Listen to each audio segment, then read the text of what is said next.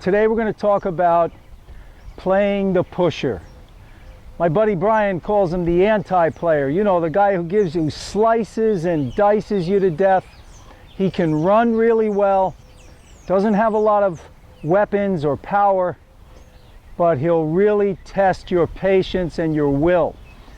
So with those type of players, you really need finishing skills. You've got to be able to finish the point. You want to stay aggressive, be patient, but stay aggressive, and you've got to finish the point as you come into the net. Okay, so the first shot, let's say you're running the pusher around, you're moving him from corner to corner, and he's slicing and dicing, and he puts a ball back in the middle of the court, and it's sitting up a little bit. That's the one you want to take advantage of.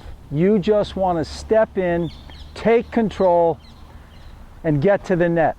So, on that particular shot, what I find is, especially when you're in this area here, many players, when they get a ball up here, when the ball is this high, they have a tendency to want to come up and hit down. They're thinking they want to get the racket up and hit down this way. That's not what you want. That's going to send the ball in the net, or you're going to hit the ball short. So, even though the ball is up here, could I get a ball, Brian? Thank you. Even though the ball is up here, you're still coming below the ball, and you're swinging up as you hit. That's the key. That's going to give you the topspin, and it's going to keep the ball deep on the other side. The key on this shot, as with many shots, you're only as good as your backswing.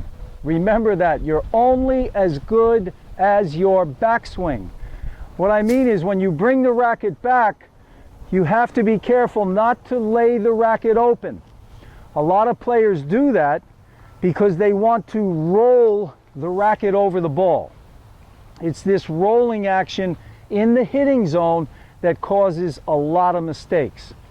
So, instead of thinking roll over, you want to keep the racket face closed as you come back. And notice my hitting elbow is up and away from my body. It's not in tight. Because if the elbow comes in, look at the racket. The racket starts to open up. If I keep the elbow away, I can keep the racket face closed. Now I drop it below the ball, and I'm coming up. You can see this here. Okay, the racket's closed here, closed, closed, closed, boom. I'm vertical, now I drive through, and at this point, then I'm going to let the forearm and the wrist relax and come across the body. It's important that you keep your hitting shoulder and your hitting arm loose on this swing.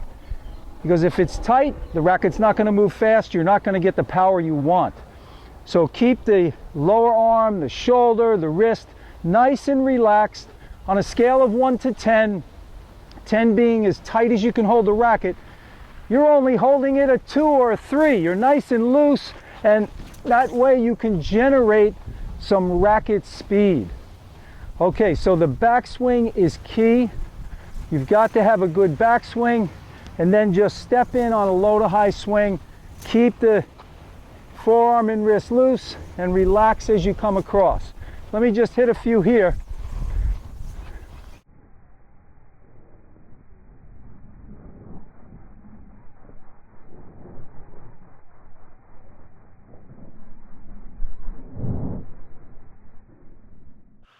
Okay, at this point, the hitting elbow is up, which helps to keep the racket face closed.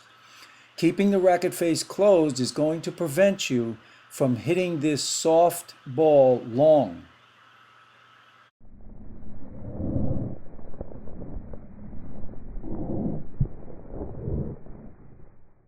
Okay, notice at this point the racket face is below the ball and the racket face is closed.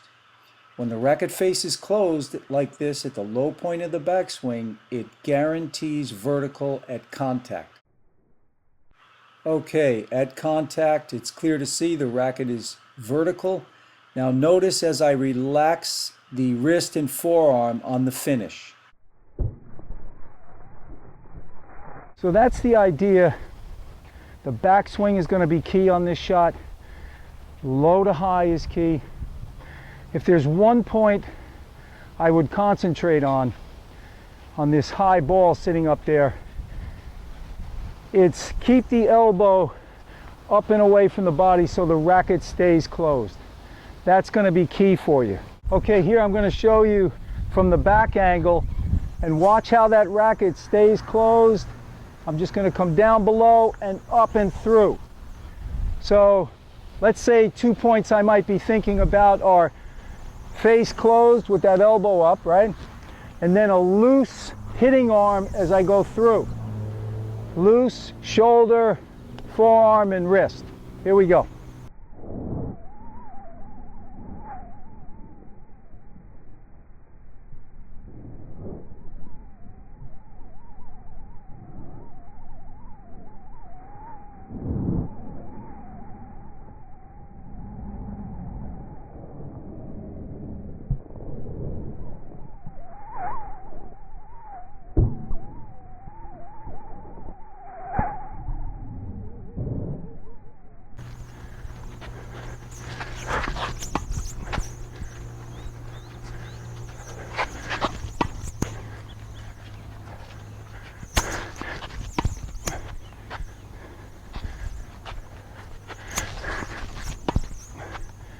Okay, so that's the idea.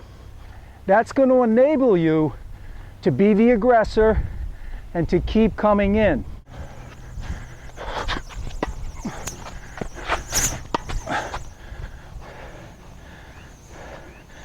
That time I hit behind him. All right, here we go.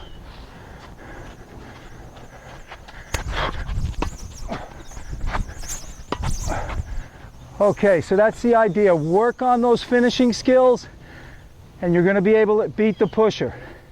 But you've got to be consistent with that high sitter that's sitting in the middle of the court. You've got to make that shot. You've got to hit a deep approach and get in behind it.